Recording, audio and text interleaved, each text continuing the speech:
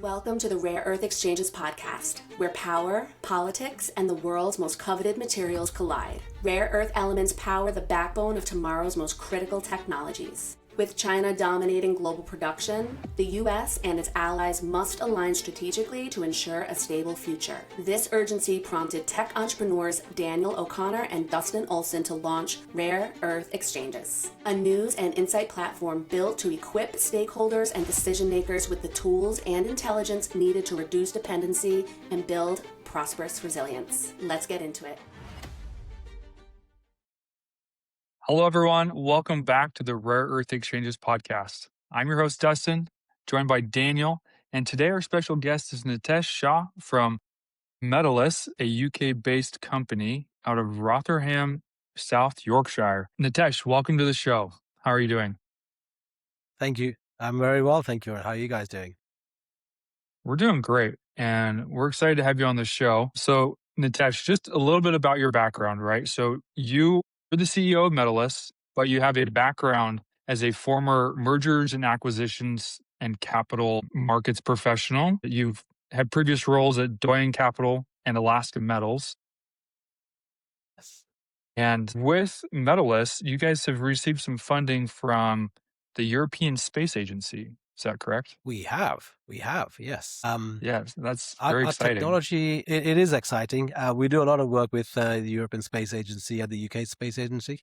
And so this came about through our other projects that we've done, primarily with regolith from the moon, Martian regolith as well.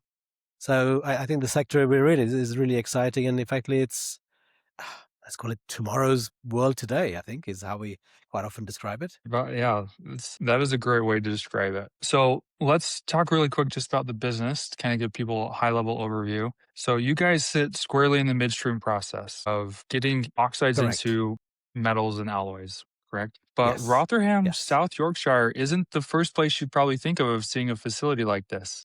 So can you give us just an overview of the business and Sure. kind of how it got started? Yeah, sure. So Metalysis has a patented technology called FFC technology that was developed by 3 professors at Cambridge University here in the UK. It's about 20-something years old. My group got involved in 19 when we bought Metalysis. And since then, we had to contend with the COVID era. So obviously the first couple of years were a bit of a write-off to some extent. But we have then focused on effectively powder generation, metal powder generation. And our technology is on paper, relatively simple. We take a solid metal oxide, we put it in a bath of molten salt at a certain temperature, sort of 900, 1,000 degrees. We pass a current through it that liberates the oxygen, and you're left with a metal powder. If we mix metal oxides, then we get an alloy coming out of it. So this is all in a very one-step sort of shop. The only emissions we have are either carbon dioxide, carbon monoxide, or if we use a different anode, then actually we don't even have those gases coming out. So it's an extremely clean process, extremely energy efficient. If you think about the oxides and metals elements, a lot of them melt at 2,000, 3,000 degrees. We don't care about the melting temperature of the oxides and the elements themselves, because all we melt is the electrolyte, which is a sodium chloride salt, sodium chloride, calcium chloride. So it operates, as I said, at just below 1,000 degrees. So it doesn't matter about the melting and boiling temperatures of the oxides at all. So it's a nice, clean step. We can process about 49, 50 elements of the periodic table. So a really wide application of industries that we can service. We are now at about just over 50 employees here in Rotherham. And as you said, why are we here? Because this area is actually traditionally a very mining and steel industry area. And therefore you have a lot of relevant professionals here. You have a lot of universities that churn out relevant students with metallurgists and geologists and so on. And therefore, actually, it makes perfect sense for a company like ours to be based in this area. So we don't have any issues with hiring staff area at all. I believe that this part of Great Britain was the industrial heartland in the 50s, 60s. Is that correct? It was correct, yes. And obviously they're trying to revive it. And you hear about the balancing between the south and the north. So this area would be one that is a prime target for those government initiatives. That's right. You know, if we let's take a step back and look at the big picture. So you fit into what we call the midstream, whether it's rare earth elements or critical minerals. there's the mining, which a lot of the media focuses on. But the real hard part is the separation and refining piece, right? And then there's the metallization piece that you're involved with. That's difficult. I mean, today, if you look at the broad outputs of the market, I would say a majority of this process today is in China. Would you agree with that? Totally. So the midstream is generally very dirty as well as expensive, very energy intensive. And therefore, a lot of this is done in China, and China dominates sort of 90% of this midstream sector. And that's been one of the challenges. And so Metalysis fits in very nicely. It's an alternative to China. It's clean. It's very energy efficient. Because we operate with oxides, we're not constrained by having to buy from China. We can get our oxide feedstocks from many parts of the world, like Canada, Africa, of course, Australia, Philippines. There are many areas we can go to, so we're not constrained by one geographical location or one supplier. And I think that's what gives us a supply resilience that everybody's looking for, and security. So as this nascent market is starting to come back to the West at what we call ex-China, for you all, what are the lowest hanging fruit in terms of market demand drivers that are leading your company to respond to? To be honest, one of the things that we have to be very careful about as the company and as me as a CEO is not trying to do too many things at the same time. So Understood. my group has a lot of experience, for example, with tantalum. We used to own a tantalum refinery in Europe. We had some mining interest in Rwanda as well. Now, we divested those when we bought Metalysis, because we then realized that the potential of Metalysis and its technology. And as I mentioned before, the fact that it's applicable to so many different industries that, to be honest, it was almost impossible for a small company like ours to focus on the mining, the beneficiation, and then the midstream refining. So we've decided that actually Metalysis, making powders and alloys, is where we need to focus. And that's really where the real need in the world is, if I'm honest. There are many mining companies, many beneficiation industries, but nothing like what we have. So, I mean, today, if you look at the products on your website, there's aluminum, scandium, high entropy alloys, titanium, and then R&D work. So it sounds, at least from your website, those are sort of the focus areas of the business, right? As well as tantalum. And tantalum, of course, tantalum. Yes, yes. And so from those, I guess, to try to, for even a more of a lay audience, take tantalum, like what industries, who are the buyers of that refined metal, right? Who are the buyers? What are some examples of some industry that need this? Okay, so that's quite easy, because there's 2 or 3 different sectors that tantalum can be used for. Medical devices, which we're not in currently, med grade tantalum, which we're not in either. And then there's the really high-end capacitor grade tantalum, which is a sector that we operate in. So our high-grade capacitor powders would be used to make capacitors. Capacitors go in your phones, your cars, your computers.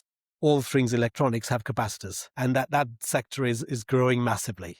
So again, because of our past experience, because of some of the work that Metalysis had done before we bought it, that was a natural product for us to lead with as well. Right. So one of our partners that we work with a lot is actually an American company that was recently bought out by a Far Eastern company, not China. But effectively, we're working with Americans. So we have many touch points with America already, and tantalum is one of those.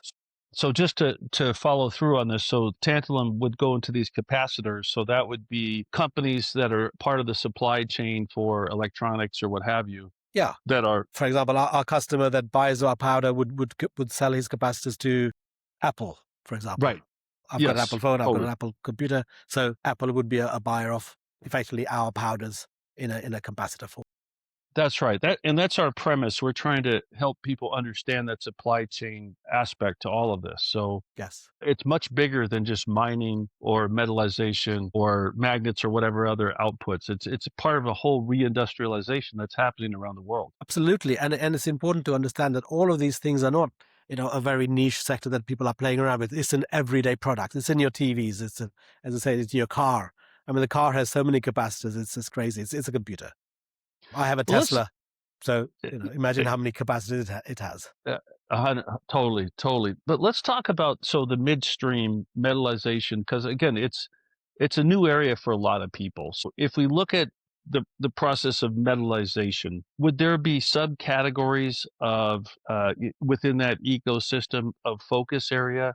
or are most companies that, I mean, we see several that have emerged. Are they sort of all doing the same thing? Do you want to talk a little bit about that? Just educate people about how to, maybe investors that are tracking privately held companies that may one day go public. How should they think? I think a lot of the focus has been on mining of late. And America certainly has invested a lot in mining capabilities. But then you find, again, I don't know if I'm allowed to mention companies, but there's one famous company now in this field where America has invested heavily into it. But effectively, they were still having to send their oxides to China for processing. So you can make the mining resilient, but what's the point when you still have to send it to China?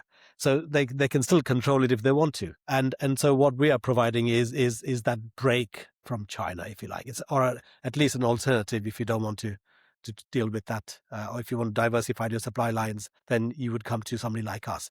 And I think the midstream hasn't really had the same level of attention and investment, and that's been the frustrating thing because our job has been now to really push our kind of technologies. And the beauty about Metalysis is, unlike other midstream players who focus on one type of product, our platform is one that, as I said, 50 elements of the periodic table. You can do a lot with that.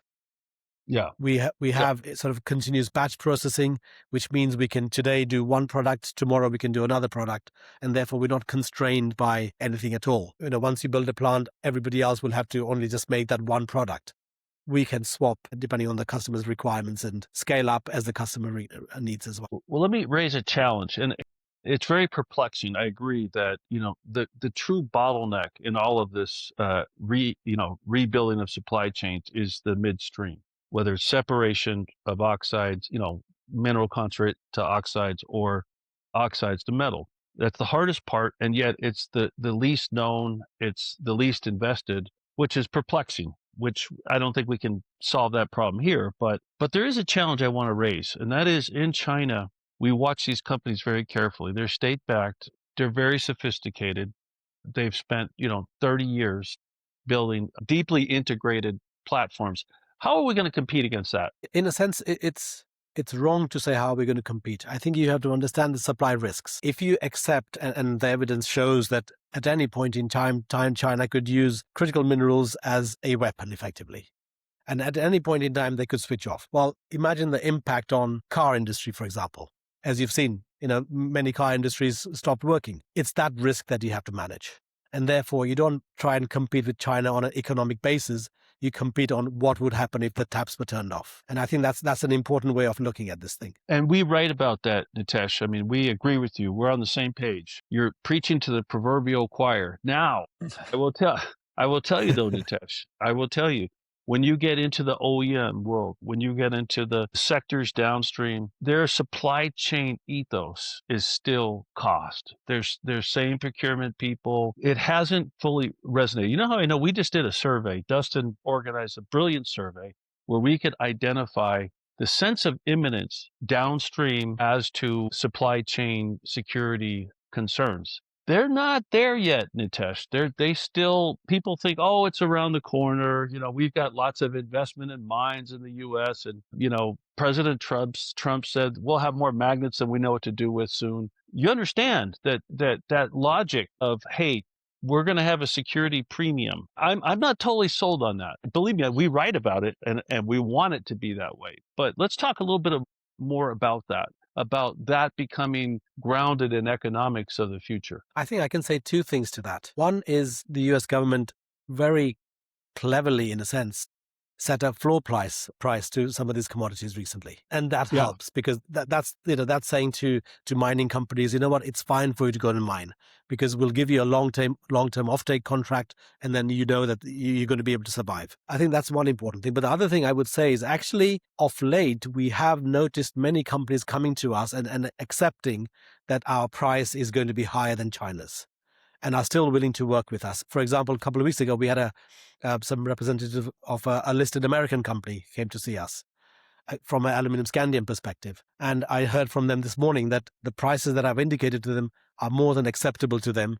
And they want to work with us to scale up our aluminum scandium production because they see that that's a need. There is a real need for that. And their customers are demanding now. supply lines that don't include China to make sure that they can always get their products. So actually, despite what you've said, we've seen a change in people's attitudes and acceptance that it's not going to be Chinese prices, that they have to accept. But that's not to say that that's forever. What they want you to do is to work towards a lower cost model going forward, and are saying, how can we help you? Can we supply you the feedstocks, for example, to reduce your costs because we have larger buying power? And therefore, the whole conversation is more collaborative now, which I think is the right way of going about it. I agree. And wouldn't technology and process innovation also help you to deal in this new world? You might be able to produce more economically in a more productive manner, right? Absolutely. So this morning's conversation was about scaling up, but also saying, well, at some point, let's have a conversation about how we can help you to automate. And that surely will reduce our costs. But then the other thing that we are doing in Metalysis is using AI simulation models. So as we develop new products, well, to what extent can we put all the conditions into a computer and let it tell us what the initial starting conditions should be to make particular products? Of course, we can't get away from developing the products themselves physically, but that will save a lot of time and effort and money. And therefore, the cost of getting to a qualified product, from a time perspective and a cost perspective, come down massively. So all of that will help the whole process. And therefore, our cost will come down and everybody benefits. Which is great. Can we talk a little bit about the economic impact of this change in the supply chain logic is it central or northern England? I think they refer to it as northern England, but I think it's actually central England. Both are correct.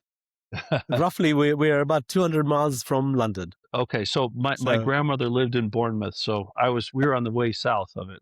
Yes, you're at the bottom. So what's the economic forecast? Let's say, you're within 70% of your forecast over the next 5 years. What does Metalysis look like in 5 years in terms of number of employees and revenue? And what does that look like at a high level? Yeah, I think in 5 years' time, so currently we have what we call a Gen 4 machine, which is capable of producing up to about 20 tons. Within 5 years, we will have either new sites with tens of these machines, or more likely our customers are saying, hey, if we wanted you to put one of your or a bank of your units next to our mining facilities, would you do that? And we say yes. So the way I see it within 5 years' time is that we will have some units based in the UK, of course, but also we will have maybe smaller units to suit our customers' requirements wherever they are operating. And I think from that perspective, I think we'll be a very global company, as opposed to simply having a footprint in central northern England. And effectively, I see Metalysis as being a unicorn. So whilst we're just starting off from a revenue perspective now, I think you could easily place a valuation of $1 billion, £1 billion, perhaps even within 5 years. That is the spread of the different sectors that we can operate in. You've got defense, you've got aerospace, you've got space itself, as I mentioned, in terms of our ability to process regolith on the moon. So again, you can see all the NASA's plans of putting people on the moon. Well, we can help with that. Not only can we produce oxygen from regolith, moon soil, but we can also make a metal compound which can be used for roads, for infrastructure. So there are so many different applications of our technology.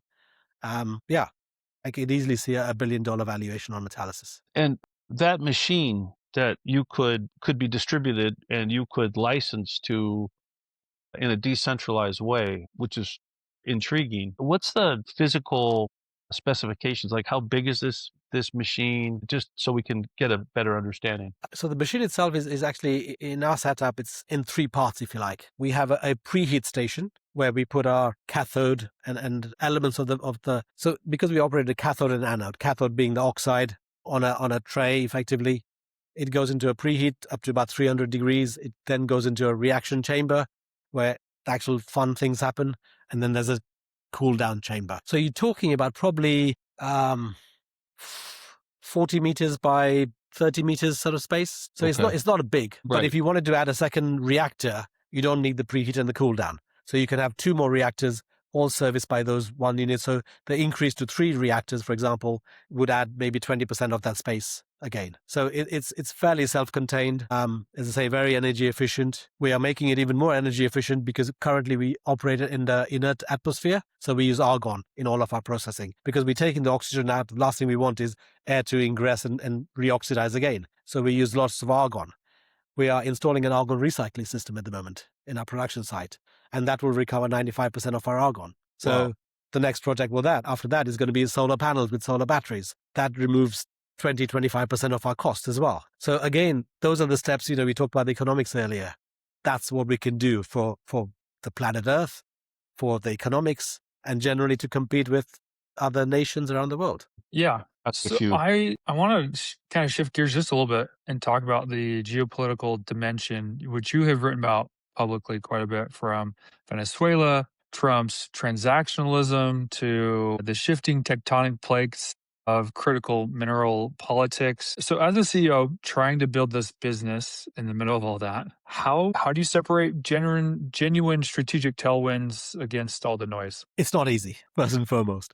But I think it's important for us to focus on our core strengths and accept that a lot of the geopolitical stuff going on kind of is defense related in a sense. We have many applications for everyday stuff, like capacitors I talked about. We're not going to get away from computers and TVs and so on.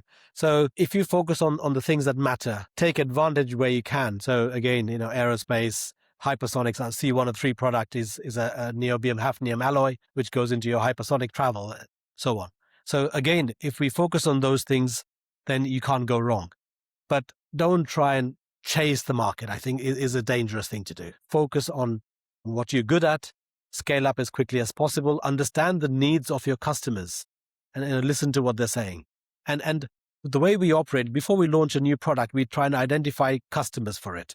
And therefore, as throughout the development process, we are working with the customers in designing a product that suits them. And I think, therefore, it's not a flash in the pan. It's not going to go away tomorrow. They are working on the long term, and therefore our business is for the long term as well.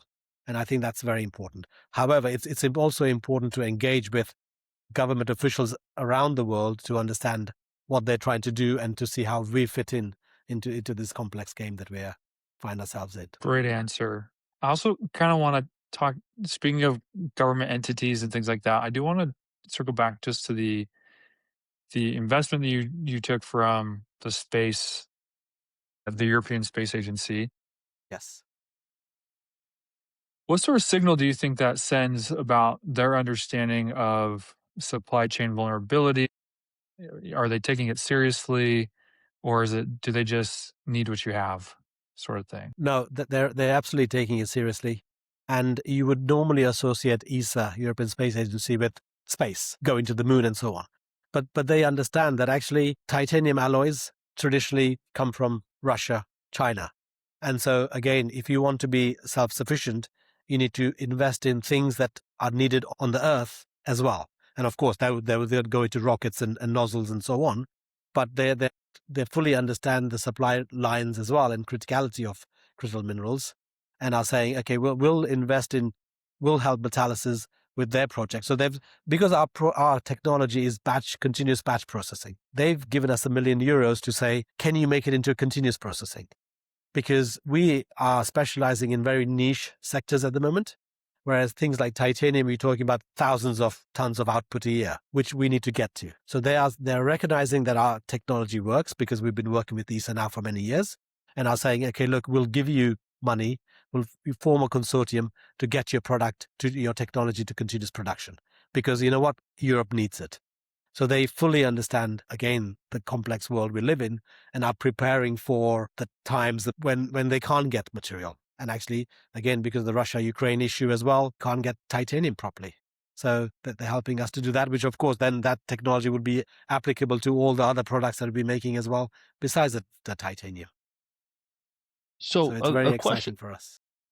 definitely exciting. The question on Europe, there's a lot of talk that the European Union is overregulated and sort of stagnant. It's stifling the growth. Okay, I don't know if that's a American stereotype but we've interviewed a lot of folks in Europe. We're globally focused, and it seems to be we start to, at least from a rare earth element perspective, we start to see some momentum there. But we've also seen the United States move much faster and more aggressively under President Trump. And we don't agree with everything President Trump has done, but we agree on that he deserves a lot of credit. His administration deserves a lot of credit for really internalizing the imminence of this situation. Do you see changes in Europe? First of all, is that stereotype correct about Europe? That American stereotype that they've kind of become stagnant, slower. And I understand you're in the United Kingdom, which is a little bit, separate and different. But generally in Europe, I mean, what's your take on how it's unfolding there? And from an investment standpoint, is it becoming more conducive to, let's say, softening regulations or what have you? The problem with Europe is it doesn't have one central federal government. Every decision has to be passed down to 27 odd entities, countries, and everybody's buy-in has to be brought in.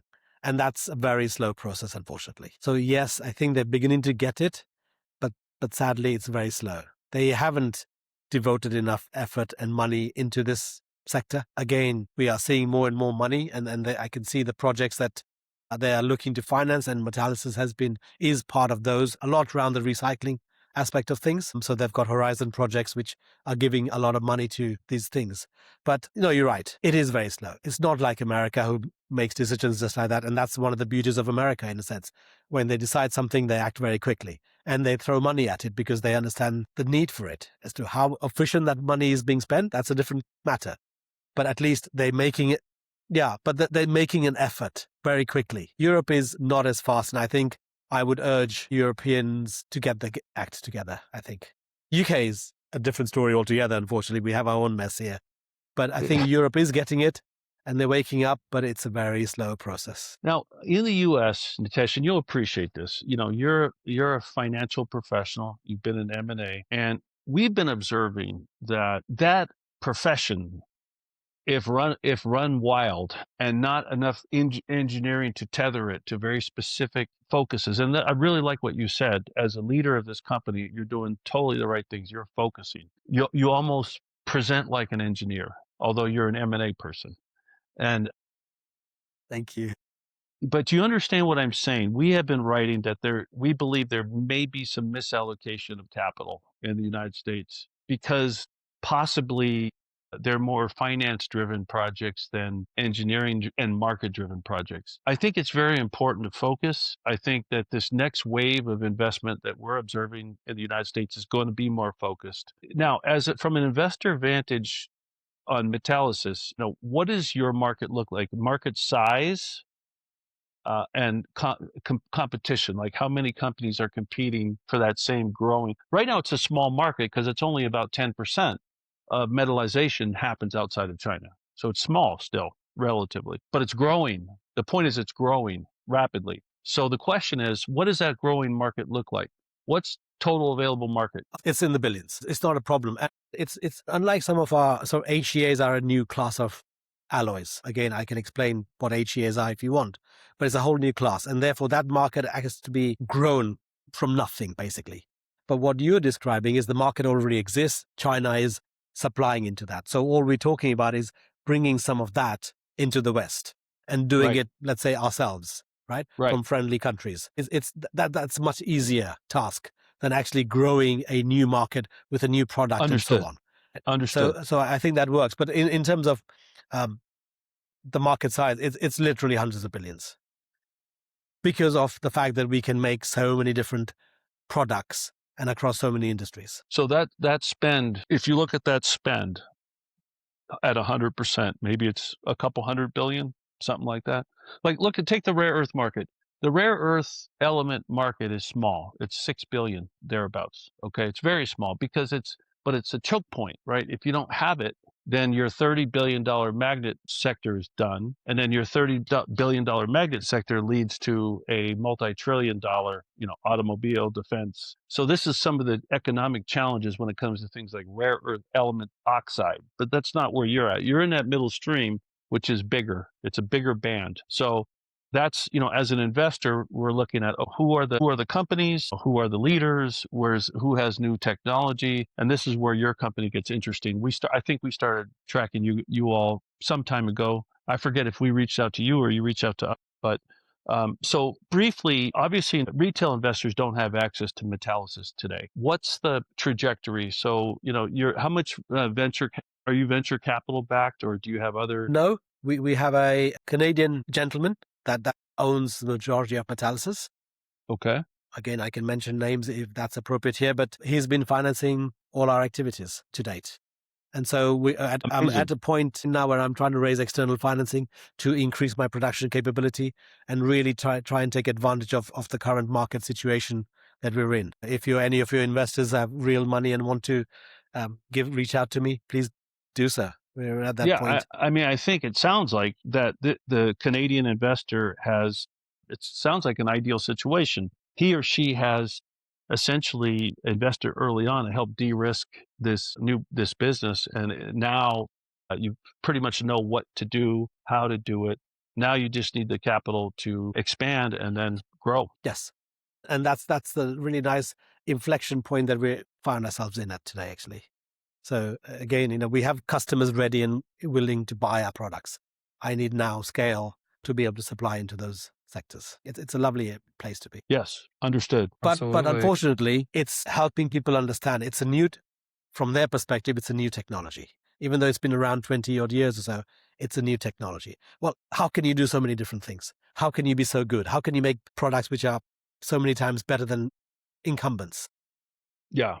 It's almost too good to be true. And that's one of the challenges that we are constantly having to break the barriers down, that we are real. Come and see us. Come and see the scale. We're not a lab working in a little lab somewhere making grams of material. We can make tens of tons of this stuff. So we have the technology to make the products. We have the technology or the process knowledge to make the products as well. So we have everything now. And that's what I need additional financing to really scale up. Makes total sense. We had an excellent roadshow, 6 weeks, 2 months ago in Japan. Really well received. They got what we're trying to do and where we are. And so we've got a few live conversations going on with some large Japanese trading houses, as they call themselves, about Metalysis and how we can, let's say, work together a bit more. We'll see where that leads to. Yeah. Dus, one last question on that. I totally get, Nitesh, what you're saying. We see it, since we've launched rare earth exchanges, it's blown our mind how inaccurate much of the media is about a lot of these things. There just is a lack of understanding generally. And especially when we get into the retail investor community, there's a lot of hyperbole out there. So I think it just takes a lot of good old-fashioned education, but to the right groups, the customers, which I think you're doing the right thing. So yes.